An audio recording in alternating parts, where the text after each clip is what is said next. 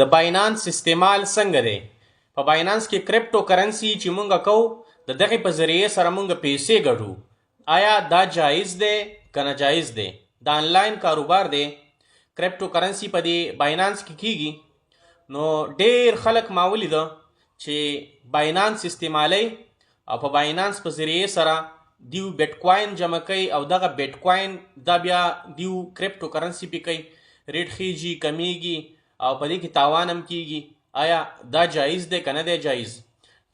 ما په دې باندې تحقیق کو او ډیر خلکو علماو په دې باندې فتوا نه ورکوله، خو ځکه چې خلک دا وایي چې یاره کرپټو کرنسي کې تاوان هم شته، ګټه هم شته. نو زه یوه خبره وکړم، نو ما دا دغه کاو د بینیورا ټاون نه فتوا به تاسو ته ښکاري چې دا جایز دی که نه دی جایز. زه تاسو ته په دې باندې تفصیلي خبره کوم. ګوره دا خبره چې یاره ګټه هم پکې شته او تاوان هم پکې شته، نو دا جایز دی. ګوره زه تا ته یوه خبره وکړم، ګوره خلک چې کوم دی تاش کوي، لډو کوي، نو ګوره د تاش او لډو کې هم خلک پیسې ږدي که نه، نو په دې کې هم ګټه او تاوان شته دی. نو دا جایز دی، دا خو جواري ده.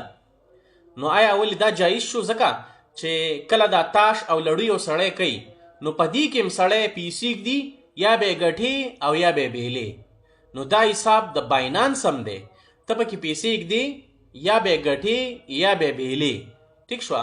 نو دا د باینانس آنلاین کاروبار آیا ډیر خلک وایي دا جایز دی که نه دی جایز؟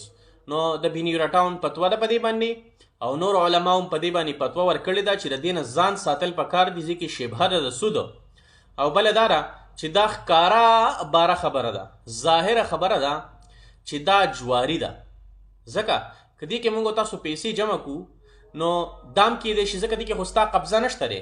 که ته وایې چې دا آنلاین کاروبار دی نو په دې کې ستا قبضه کم ده، په دې کې خو قبضه نشته. چې قبضه نشته نو محض دا یو فرضي څیز دی چې په دې کې موږ تاسو پیسې جمع کړو، دا یو هوا ده. یا ستا اوس مطلب تا پسې دا څیز بین شو، دا اپلیکیشن د پسې بند شو، اوس د دې څه پته لګي تا پکې 10 لکه روپۍ جمع کړي دي او ډایرکټ دا اپلیکیشن بند شو، نو ستا هغه 10 لکه روپۍ څه شوې؟ چېرته لاړې؟ د چا سره دي؟ چا له دې ورکړي دي؟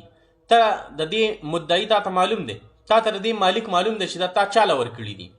نو د دې مالک پته نشته، هېڅ څه پته نه لګي، محض فرضي یو څیز دی. نو د دې وجې نه بینیورا ټاون فتوا ورکړې ده چې دا جایز نه دی، د دې کمایي جایز نه ده، په دې شیز کې پیسې جمع کول دا جایز نه دي، ځکه چې دا دې کې جواري راځي. دا جواري ده، جواري یو قسم له جواري ده. او یو سړی دا خبره کوي چې یاره کرپټو کرنسي زه کوم، په دې کې ګټه هم ده او تاوان هم دی.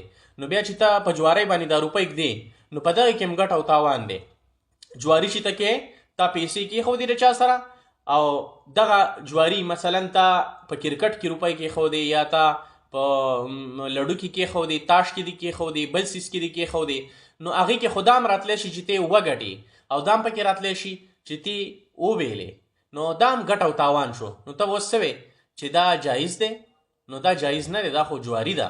نو لہذا حتی الوسع تمام مسلمانان د دې کرپټو کرنسي باینانس د دې شي نه ځان وساتئ. دی شي دا چې کوم دی دا جوارۍ کې راځي، د جوارۍ په ضمن کې راځي، بل له سود شبهه ده پکې، او په باب د ربا کې شک د ربا حقیقت د ربا دی. نو دا چې کوم دی شک پکې راغی، نو دا ووایه چې حقیقت د سود پکې راغی. نو لہذا حتی الوسع د دې نه ځان ساتل پکار دي. ډېرو کسان ما ولیده، ډېر مسلمانان او ډېر ښه خلک، تعلیم یافته خلک ما ولیده چې په باینانس کې اخته دي. باینانس ما ته هم چا انسټال کړی و، ویل دې کې دا کرپټو کرنسي کېږي، دې کې هغه کېږي، دې کې دا کېږي.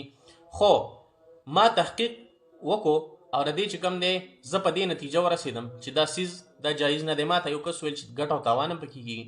نو ګټه او تاوان دا داسې دغه نه دی، دا خو ګټه تاوان په هر څیز کې ته چې کوم دی جواري کوې نو په جوارۍ کې هم ګټه او تاوان کېږي. نو حتی الوسع د باینانس نه ځان ساتل پکار دي.